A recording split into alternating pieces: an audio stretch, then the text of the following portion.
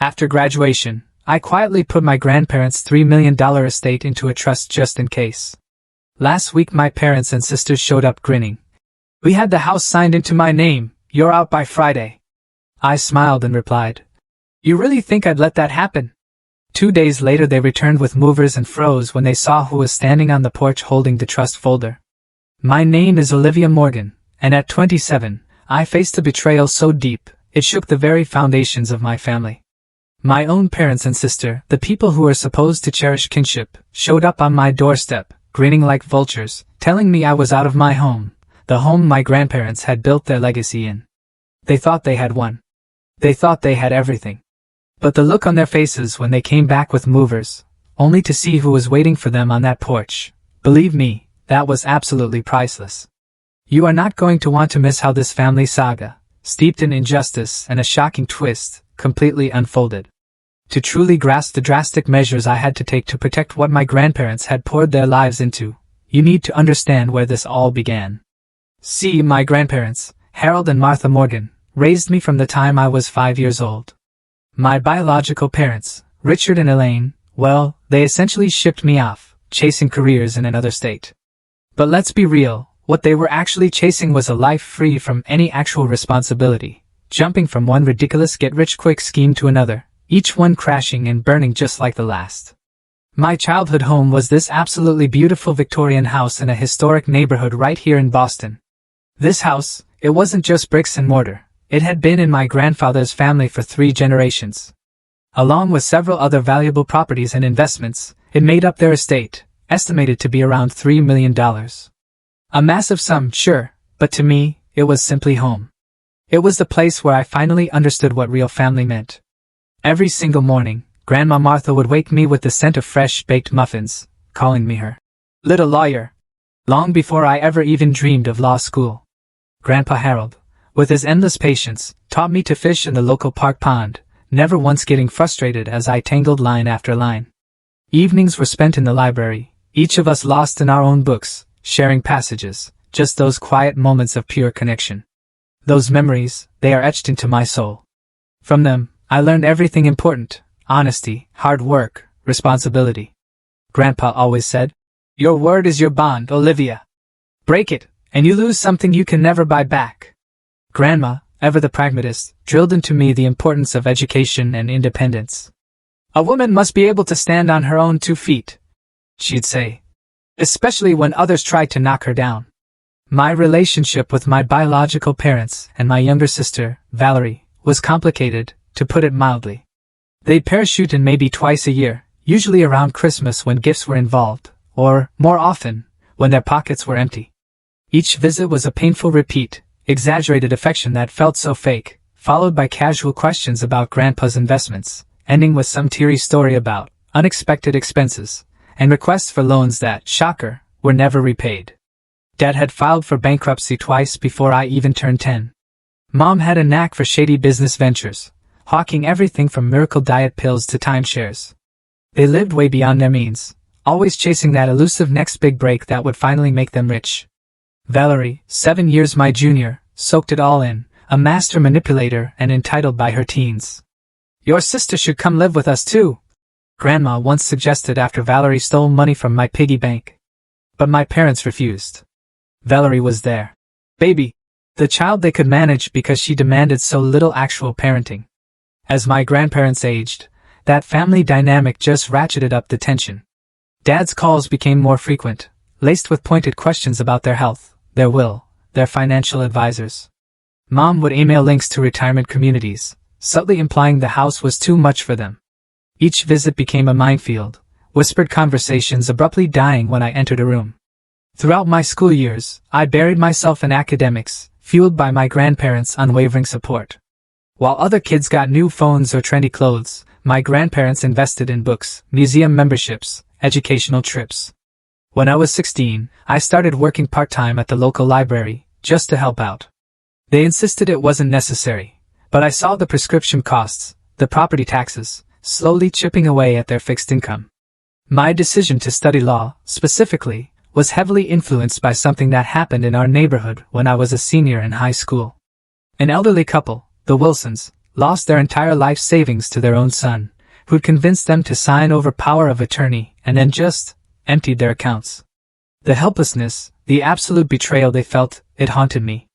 I knew right then that I wanted to prevent that kind of injustice, especially for vulnerable seniors.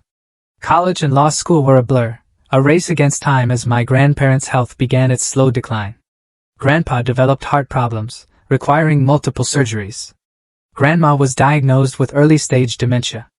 I stayed local, attending university so I could live at home, turning down scholarships to bigger, more prestigious schools farther away. My final year of law school was a whirlwind, classes by day, studying at night, and in between, shuttling them to medical appointments, helping with home care. It was exhausting, utterly draining, but they had sacrificed so much for me. It was just what family does. Graduation day was bittersweet. Standing there in my cap and gown, searching the crowd, I spotted Grandpa in his wheelchair, oxygen tank beside him. Grandma sat next to him, sometimes looking confused, but beaming every time our eyes met. They had insisted on coming despite everything. Wild horses couldn't keep us away, Grandpa had declared that morning as I helped him with his tie. My parents and Valerie? Noticeably absent, even with invitations sent months in advance. Mom sent a vague text about car trouble. I'd long stopped expecting them at important moments, but the sting was still there. After the ceremony, we celebrated at Grandpa's favorite Italian restaurant. He raised a shaky toast with his water glass, his voice filled with pride. To our Olivia, who makes us prouder every day. The finest granddaughter, and now, the finest lawyer in Massachusetts. Grandma nodded enthusiastically, adding, smart as a whip. Just like her grandfather. Their immense pride in my accomplishment filled me with this profound joy, and a fierce determination to be worthy of their faith. During my final semester, I'd taken an elective on elder law and estate planning. What started as a practical choice, given my grandparents' situation, quickly morphed into a passionate interest. Professor Sarah Winters, a former prosecutor specializing in elder abuse, opened my eyes to the terrifying prevalence of financial exploitation of seniors, often by their own family. The greatest threat to elderly individuals' financial security rarely comes from strangers, Professor Winters told our class. 70% of elder financial abuse is perpetrated by family members or trusted caregivers. The sense of betrayal is often more devastating than the financial loss. Her words resonated, chilling me to the bone. I started devouring research on protective measures, especially irrevocable trusts, which could shield assets from predatory family members while allowing the elder to retain control during their lifetime. With increasing alarm, I began seeing stark parallels between the case studies we discussed and my own family situation. 2 weeks after graduation, I made a secret appointment with Nancy Hoffman, an elder law specialist Professor Winters had recommended. I brought copies of my grandparents' financial documents. I had access because I was already helping with their bills. Nancy reviewed everything, her expression growing more and more concerned. Your instincts are correct, she finally told me. Given the pattern of behavior you've described and these recent inquiries from your father about property values, there is serious cause for concern. An irrevocable trust would offer significant protection, but your grandparents would need to establish it voluntarily. Have you discussed this with them? I hadn't. I was terrified they'd dismiss my fears out of loyalty to their son. That evening, I gathered every ounce of courage I had and gently broached the subject after dinner. Grandpa reacted exactly as I'd feared.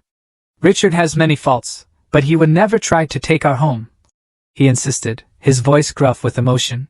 He is still my son, Olivia. Grandma was quiet, twisting her wedding ring, a nervous habit. What makes you think such a thing, dear? She asked finally. Reluctantly, I laid out everything I'd observed, the increasing frequency of visits whenever their health dipped, the pointed questions about investments, the not-so-subtle hints about the house being too much work. Then, I showed them something I'd been keeping to myself, an email from Dad to a real estate agent, inquiring about comparable sales in their neighborhood and the potential market value of their home, which I'd stumbled upon while helping Grandpa with his computer. Grandma started to cry quietly. He borrowed $50,000 5 years ago, she admitted, her voice barely a whisper. For a business opportunity that couldn't wait. He promised to pay it back with interest, but when your grandfather asked about it last Christmas, he became angry. Said we were wealthy enough not to miss it, that we owed him for taking you in instead of him. Grandpa's face had gone pale, a stark mask of resignation. "Show me that trust information again," he said finally, his voice heavy. 3 days later, we met with Nancy Hoffman, and the process of establishing the Morgan Family Trust began. The legal process was complex, requiring multiple meetings with attorneys, financial advisors, and the bank. We meticulously structured the trust so my grandparents retained full control and benefit of all assets during their lifetime, but after their passing, I would become the trustee. The house, their entire investment portfolio, and other valuable possessions were transferred into the trust's ownership, shielding them from potential claims or manipulation. Throughout this entire process, we maintained absolute secrecy. My grandparents told no one, not even their closest friends, about the arrangement. I was still living with them, working at a small law firm specializing in family law, building my career while helping care for them. To outsiders, nothing had changed, but I slept better, knowing that their legacy and home were finally protected from whatever schemes my parents might be contemplating.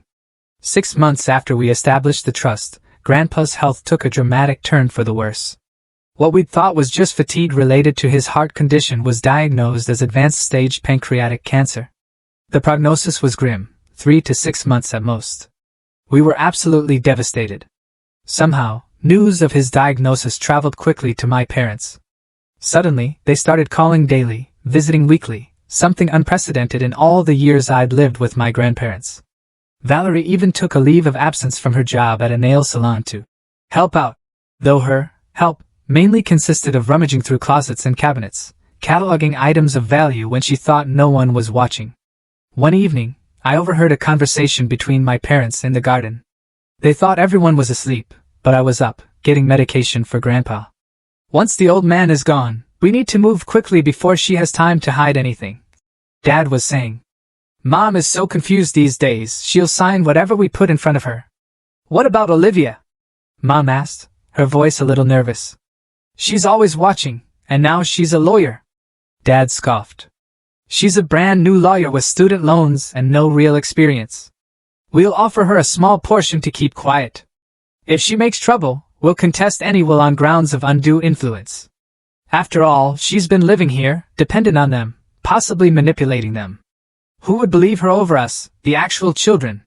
I stood frozen, the glass of water in my hand growing warm, listening as they continued planning how they would sell the house, liquidate investments, and finally have the lifestyle they deserved. When Valerie joined them, eagerly adding her own ideas about which antiques would fetch the highest prices, I felt physically ill. The next morning, I checked in with Nancy Hoffman, confirming that all the trust documents were properly filed and unassailable. She reassured me the protection was solid, but warned me to be vigilant about any attempts to have my grandmother sign new documents once my grandfather passed. As Grandpa grew weaker, he seemed to sense the vultures circling. One night, as I sat with him, while he struggled to breathe comfortably, he gripped my hand with surprising strength. "Promise me you'll protect your grandmother and this house," he whispered, his voice raspy. "It's not just property, Olivia. It's the physical embodiment of our family history, our love, our sacrifices."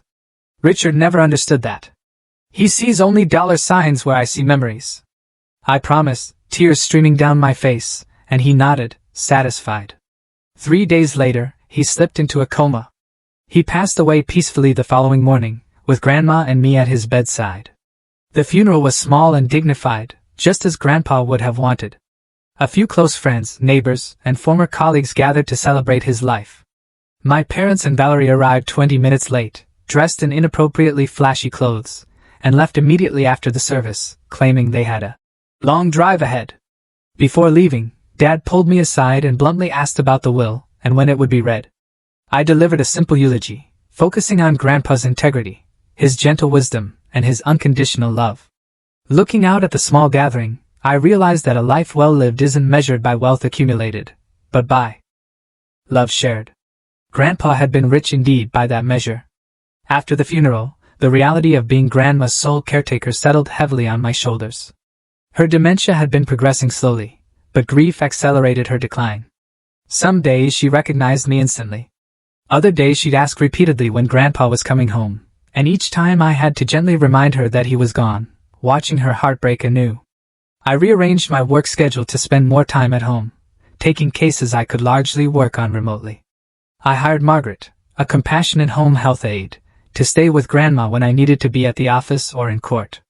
In the evenings, we established new rituals, watching classic movies Grandma still remembered from her youth, looking through old photo albums, reading aloud from her favorite books. These activities seemed to anchor her, providing islands of clarity in her increasingly foggy mental state. My parents called occasionally, always asking about Grandma's condition in a way that seemed more like checking on an investment than expressing genuine concern. Each time, I provided minimal information, growing increasingly protective as Grandma became more vulnerable. 6 months after Grandpa's death, Grandma developed pneumonia. Despite aggressive treatment, her weakened system couldn't fight the infection. Her final days were peaceful at home, in her own bed, as she had wished. I read to her from Jane Austen, her favorite author, and played the classical music she and Grandpa had loved. On her last night, she had a moment of complete lucidity. She looked at me and squeezed my hand. "Elizabeth," she said, confusing me with my mother.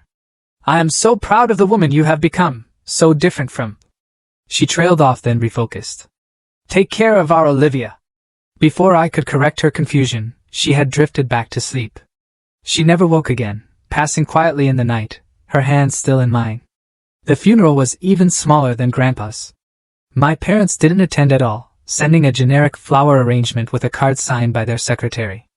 I wasn't surprised, just sadly confirmed in my understanding of their true nature.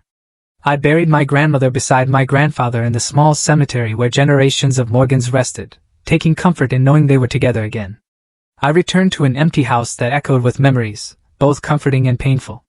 For the first time, I was truly alone, without the grandparents who had been my anchors, my true north. But I was also strengthened by their legacy of love and the values they had instilled in me. I would honor them by protecting what they had built, and using it as they would have wished. 2 weeks after Grandma's funeral, as I was still adjusting to the silence of the house and the enormity of my loss, the doorbell rang on a Sunday morning. When I opened the door, I found my parents and Valerie standing there, somber expressions carefully arranged on their faces. "Oh, Olivia!" Mom exclaimed, pulling me into a stiff hug that felt more like a performance than genuine affection. "We are so sorry about Mom. We came as soon as we could clear our schedules." Dad nodded solemnly. "Family needs to stick together in times like these," he declared, patting my shoulder awkwardly before stepping past me into the foyer, his eyes already scanning the antique furniture and artwork. Valerie, 20 years old but dressed like a teenager, gave me a quick side hug. "This house is even bigger than I remembered," she commented, not bothering to hide her assessment of its value. I invited them in with surface politeness, offering coffee and the pastries I'd bought the day before. As we sat in the living room, the conversation followed a script I could have written in advance, beginning with cursory questions about Grandma's final days and quickly pivoting to matters of inheritance. "Have you had a chance to look through her papers?" Dad asked, attempting casual indifference. "I assume there's a will that needs to be probated." "I'm handling everything," I replied neutrally. Her affairs were in good order. Mom leaned forward, her voice dropping to what she probably thought was a sympathetic tone. "You must be so lonely in this big house all by yourself. It's a lot for one person to maintain." "Actually, I'm managing fine," I said. "I love this house." "Well, of course you do, sweetie," Mom said with a patronizing smile. "But realistically, a young woman like you should be in a modern apartment downtown, close to other young professionals. Your father and I have been thinking, we could help you sell this place and find something more suitable."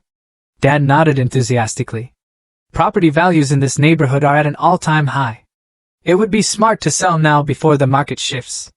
And of course," Valerie added, examining her manicure, "whatever comes from Grandma and Grandpa's estate should be divided fairly between family members. I mean, just because you lived with them doesn't mean you get everything, right?" Their transparency was almost comical. If I hadn't been grieving and utterly disgusted, I might have laughed at how poorly they disguised their greed. Instead, I simply stated that I was not making any decisions about the house in the immediate future, and changed the subject. They stayed for 3 days, during which I caught my mother going through Grandma's jewelry box when she thought I was on a work call. My father was measuring rooms and taking photos, not for memories, but for estimates. Valerie was trying to pry information from Margaret about bank accounts and safety deposit boxes. On the second evening, I stepped onto the back porch for some air and overheard my father on his phone, speaking with someone about real estate values. "The house should show at least $3.2 million in this market," he was saying.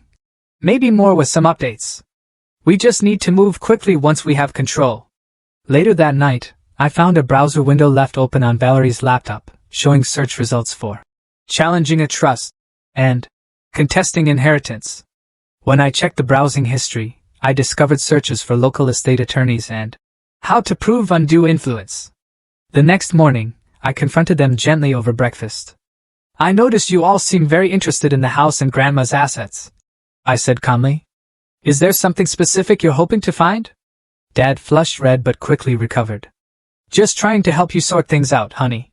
You have enough on your plate with your new career and all this grief. Mom nodded vigorously. We're just concerned about you, darling. Such responsibility for someone so young, and we want to make sure everything is fair. Valerie added pointedly. Grandma and Grandpa might have been confused in their later years. I simply nodded and said I appreciated their concern but had everything under control. They left later that day with promises to return soon to help further. The moment their car pulled away, I called Nancy Hoffman and updated her on the situation. She advised me to be vigilant but assured me the trust was secure. For several weeks, I heard nothing from them. I began to hope they had accepted the situation and moved on. I was deep in a new case at work, finally beginning to establish a routine that didn't revolve around caregiving, when they reappeared without warning. All three walked up the front path as I was leaving for work, their expressions triumphant. Dad was carrying a folder of documents. Good morning, Olivia, he said, his voice dripping with false sympathy. We hate to do this, but we need to talk about your living situation. Mom stepped forward, her smile tight. We found some papers in our safe deposit box. An older will that your grandparents signed years ago, leaving everything to your father as their only child. We've had it verified by an attorney. We also have papers showing the house has been signed over to Dad, Valerie added gleefully. The trust you think protects everything? Apparently not valid when there's a prior will. Dad extended the folder toward me. We're not unreasonable. We'll give you until Friday to pack your things. We've already lined up a buyer for the house. I looked at their smug faces, at the folder of what I was certain were fraudulent documents, and felt a strange calm settle over me. You really think I would let that happen? I asked quietly. Their confidence faltered momentarily, but Dad recovered quickly. This is happening whether you like it or not. Friday, Olivia. Be out by noon. As they turned to leave, I called after them. Before you do anything irrevocable, you might want to consult a better lawyer. One who knows the difference between a genuine will and a fabrication. Dad's face darkened. Don't threaten me, young lady. You're not the only one who knows about the law. With that parting shot, they left, confident in their victory. The moment my family left with their threats and fraudulent documents, I sprang into action. My legal training kicked in, along with the protective instincts my grandparents had nurtured. This was no longer just about an inheritance. It was about honoring my promise to protect my grandparents' legacy and standing up to years of manipulation and entitlement. First, I called Jake Thompson, the sharpest litigator at my firm and a specialist in fraud cases. Can you come over tonight? I asked, my voice tight. My family is trying to steal my grandparents' estate with forged documents. They're giving me until Friday to vacate. Jake arrived within the hour, along with his paralegal. I laid out everything. The trust documents, my grandparents' medical records showing they were competent when signing, the journal I had meticulously kept documenting my parents' suspicious behavior, and my recollection of the fraudulent claims they had just made. If what they showed you is what I think it is, they are committing several felonies, Jake said, his expression grim. Forgery, fraud, attempted theft by deception. But we need to see those documents to be certain. My next call was to Nancy Hoffman, who had helped establish the trust. They're making their move, I told her. And it's as brazen as we feared. Nancy was reassuringly calm. The trust is ironclad, Olivia, but we should file for an emergency injunction to prevent any recording of fraudulent deeds or transfers. I'll draft it tonight and file first thing tomorrow. With my legal team mobilizing, I turned to practical security measures. I called a locksmith who arrived that afternoon to change every single lock in the house. Next, I contacted a security company to install cameras covering all entrances. By evening, the house was secure against unauthorized entry. I made a final call to my bank, confirming that all accounts were protected and flagged for unusual activity. The bank manager, who had known my grandparents for decades, was appalled at my situation and personally placed alerts on everything connected to the estate. As night fell, I organized all the documentation for the trust, creating multiple copies stored in different locations, one set in my home safe, another with Jake, a third with Nancy, and digital copies secured in encrypted cloud storage. No single point of failure could compromise our protection. That evening, as I was reviewing everything, my phone began ringing. Calls from my parents and Valerie. I let them go to voicemail. The messages started politely, with Dad suggesting we talk things through like adults, but quickly devolved into threats. "You have no idea who you're messing with," was the final voicemail from my father. "And you will respect me. That house and money are rightfully mine, and I will have them one way or another." The next morning, I met with a larger legal team assembled by Jake and Nancy. Sofia Rodriguez, a specialist in estate litigation, reviewed our documents and strategy. "Their claim about a prior will taking precedence over the trust is completely without merit," she confirmed. "Once assets are transferred into an irrevocable trust, they are no longer part of the estate to be distributed by will. Any competent lawyer would know this, which suggests they either have a very bad attorney or, more likely, no legitimate attorney at all."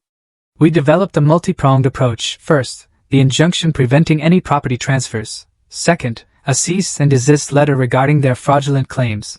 And third, preparation for a potential lawsuit for harassment and attempted fraud if they persisted. "What about the documents they claim to have?" I asked. "The supposed earlier will and property transfer. If they attempt to file those anywhere, we will immediately challenge them as fraudulent," Sofia explained. "We have substantial evidence of your grandparents' intentions through the properly executed trust. Plus, we have their medical records showing they were mentally competent, the ongoing journal you kept, and witnesses like Margaret who can testify to their clear wishes." While the legal team worked, I began gathering evidence about my parents' history of financial misconduct through careful research and some contacts from law school. I documented my father's 2 bankruptcies, a tax lien, and a small claims judgment against my mother for a failed business venture where she had taken investments but never delivered products. By Thursday afternoon, my family's desperation was showing. Valerie posted a rambling message on social media, claiming I had manipulated our sick grandparents and stolen the family legacy. She tagged extended family members and old neighbors, trying to rally public opinion against me. My parents took a more direct approach, showing up at my law firm, unannounced, demanding to speak with me. When the receptionist explained I was in court, they refused to leave, causing such a disturbance that security had to escort them out. My colleagues were shocked but supportive. The incident only strengthened their resolve to help me. Later that day, I learned from a concerned neighbor that my father had been going door to door on my street, telling people I was mentally unstable and trying to gather community support for their takeover of the property. Fortunately, most neighbors had known my grandparents and me for years and were suspicious of these sudden, concerned relatives they had rarely seen. As Friday approached, I prepared for all contingencies. Jake would be at the house with me, along with Nancy and a notary public to witness any interactions. Margaret would also be present, ready to testify about my grandparents' mental state and stated wishes. If needed, I contacted the local police, explaining the situation and asking them to be ready to respond if my family attempted forced entry or created a disturbance. The officer I spoke with took detailed notes and promised to flag the address for immediate response. Finally, I set up legal recording devices in the main rooms of the house, ensuring any confrontation would be documented. Massachusetts is a 2-party consent state for recordings, but I placed visible signs notifying all entrants that audio and video recording was in progress, satisfying the notification requirement. Thursday night, I barely slept, running through scenarios in my mind. But underneath the anxiety was a bedrock of certainty. I was doing exactly what my grandparents would have wanted, protecting the home they had lovingly maintained for generations against those who saw it only as a payday. Whatever happened tomorrow, I would face it with the strength and integrity they had taught me. Friday morning dawned clear and bright, a beautiful spring day that completely belied the storm brewing in my family affairs. I woke early after a restless night, showered, and dressed carefully in a professional navy suit, automatically reaching for the pearl earrings Grandma had given me for my law school graduation. For important days, she had said. This certainly qualified. By 8:30, my support team had assembled. Jake arrived first, bringing coffee and a reassuring confidence. "We have everything covered legally," he reminded me. Today is just about standing your ground. Nancy came next with the notary public, a solemn woman named Patricia, who had witnessed hundreds of property disputes. Margaret arrived shortly after, giving me a motherly hug before taking up position in the kitchen, where she began stress baking, the scent of cinnamon rolls soon filling the house. Sofia Rodriguez completed our team, bringing copies of the emergency injunction that had been granted by the court the previous afternoon, prohibiting any recording of property transfers related to the estate. Just in case they tried to go directly to the Registry of Deeds, she explained. We positioned ourselves strategically. I would meet my family on the front porch, the symbolic threshold they sought to cross. The others would remain inside, out of initial sight, but ready to step forward when needed. The folder containing all relevant trust documents, the injunction, and evidence of the estate's protected status sat on the small table beside the porch swing, a visual counterpoint to whatever fraudulent papers my family would bring. At precisely 11:45, 15 minutes before their self-imposed deadline for my eviction, a black SUV pulled up at the curb.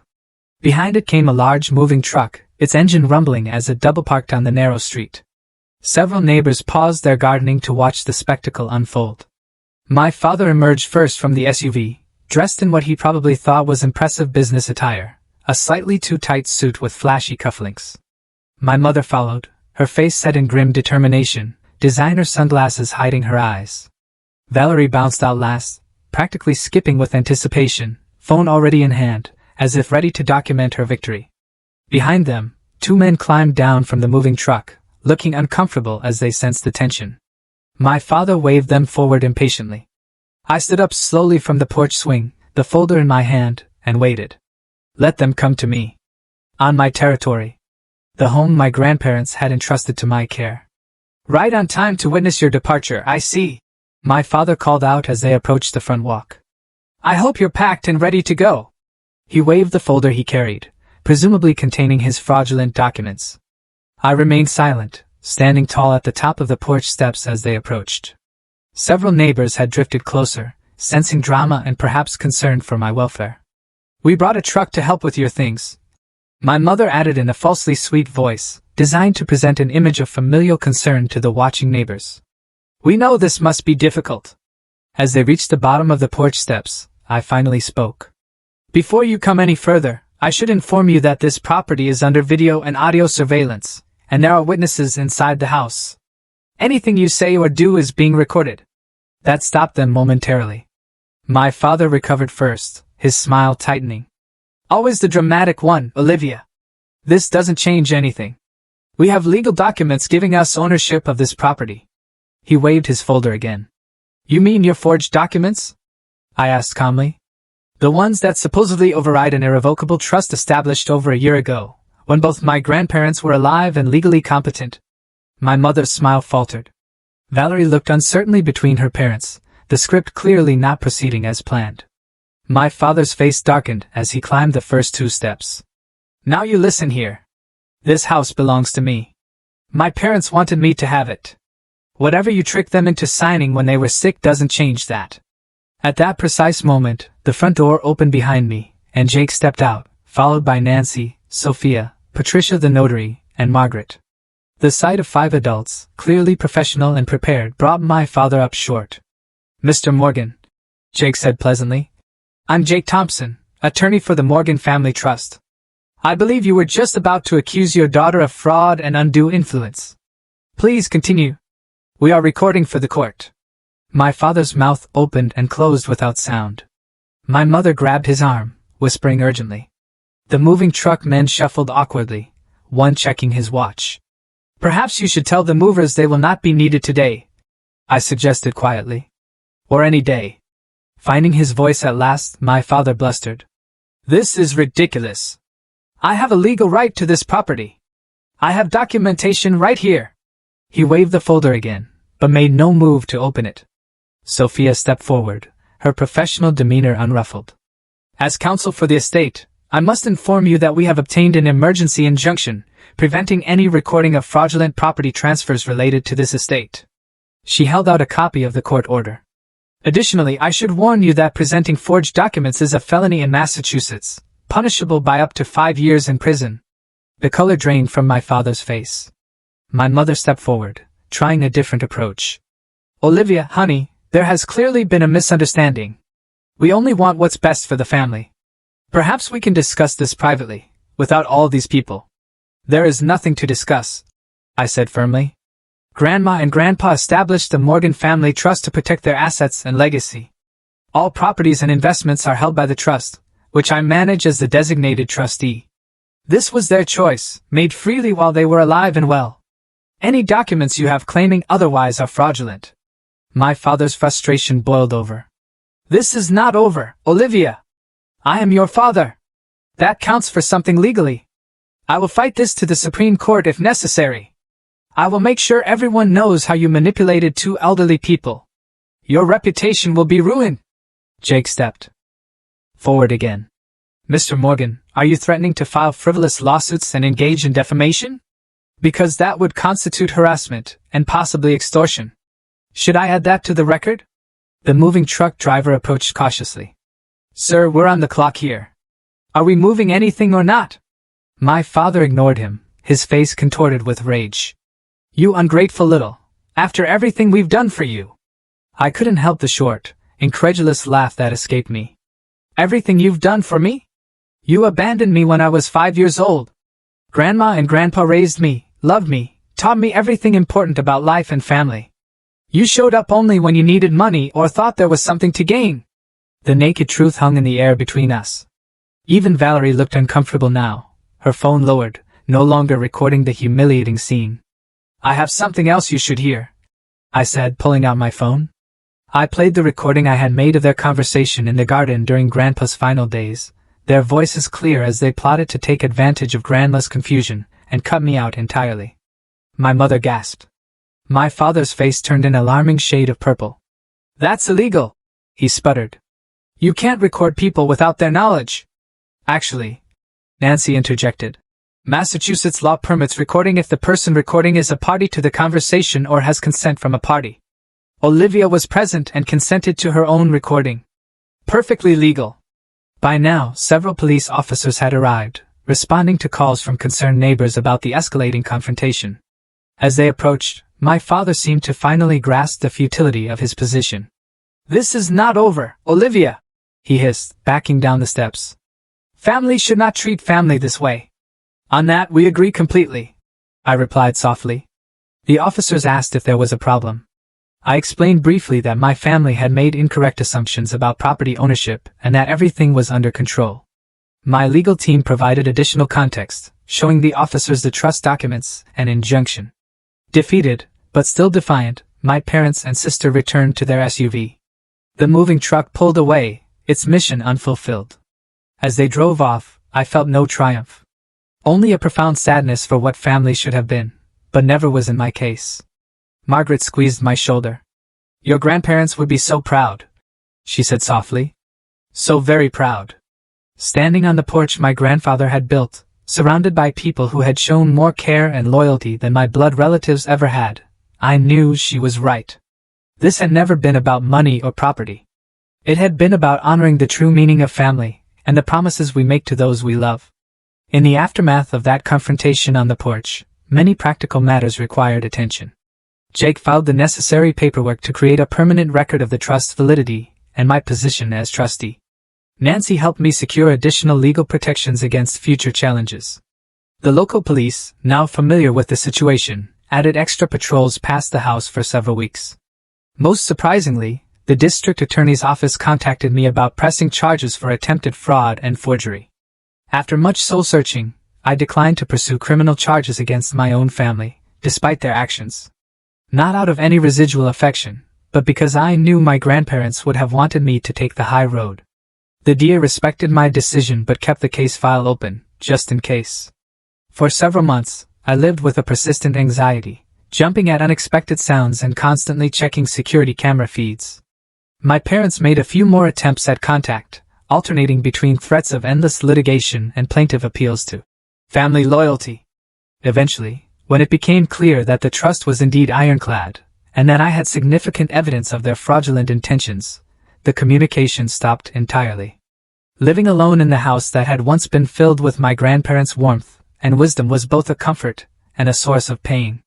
Every room held memories. Grandpa reading in his favorite chair by the fireplace, Grandma humming in the kitchen as she prepared Sunday dinner, the two of them dancing slowly to old records in the living room when they thought I was studying upstairs. The silence was sometimes overwhelming. I found myself talking aloud to them, asking for guidance or simply sharing my day, as I had when they were alive. Sometimes I imagined I could hear Grandpa's deep chuckle or catch the faint scent of Grandma's perfume. Grief, I discovered, does not follow a linear path. It circles back unexpectedly, triggered by a familiar sound or the changing of seasons. Recognizing that I needed help processing all that had happened, I began seeing Dr. Lillian Parker, a therapist specializing in grief and family trauma. Her gentle questions helped me untangle the complex emotions: grief for my grandparents, anger at my parents, betrayal, guilt over sometimes wishing for a normal family, and a profound loneliness that seemed to have no bottom. What you are experiencing is complicated grief, Dr. Parker explained during one session. You are not only mourning your grandparents, but also the loss of the idea of family as it should be. That is a significant double loss. Working with her, I learned to separate my parents' actions from my own worth. To recognize that their greed and manipulation reflected their character flaws, not any failure on my part. Most importantly, I began to understand that family is not defined solely by blood, but by love, respect, and mutual care. My colleagues at the law firm became an unexpected source of support. Jake and his wife Naomi invited me to holiday dinners. Sophia checked in regularly with coffee and conversation. Even the normally reserved senior partners showed their concern through mentorship and inclusion in important cases. About 6 months after the confrontation, I made the difficult decision to renovate parts of the house. Not to erase my grandparents' presence, but to blend their legacy with my own future.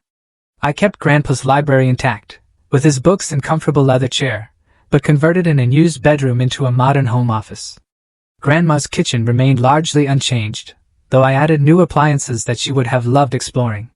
The most significant change came when I established the Harold and Martha Morgan Scholarship Fund at my law school, dedicated to supporting students interested in elder law and protection of vulnerable populations.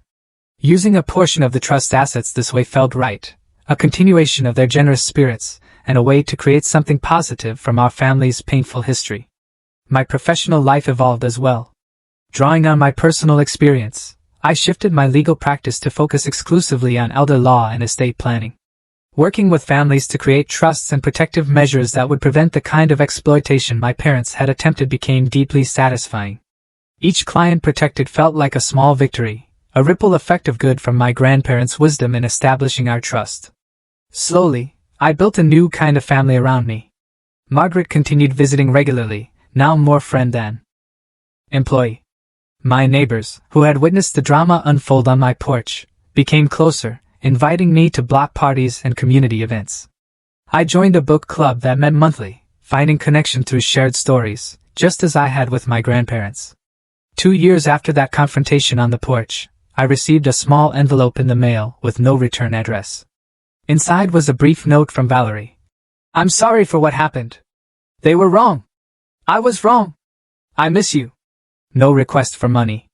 No mention of the house or estate. Just a simple acknowledgement, and what seemed like genuine regret. After much consideration, I responded with an equally brief note. Thank you for saying that. It matters. I did not invite further contact, but left the door slightly ajar. Whether anything would come of it remained to be seen, but the exchange felt like a small step toward healing, if not full reconciliation. As for my parents, I have had no contact since that day. Sometimes I see their names in my email spam folder or notice a missed call from an unknown number that might be theirs. I have made peace with the likelihood that we will never have a healthy relationship. That acceptance, painful though it was to reach, has been liberating.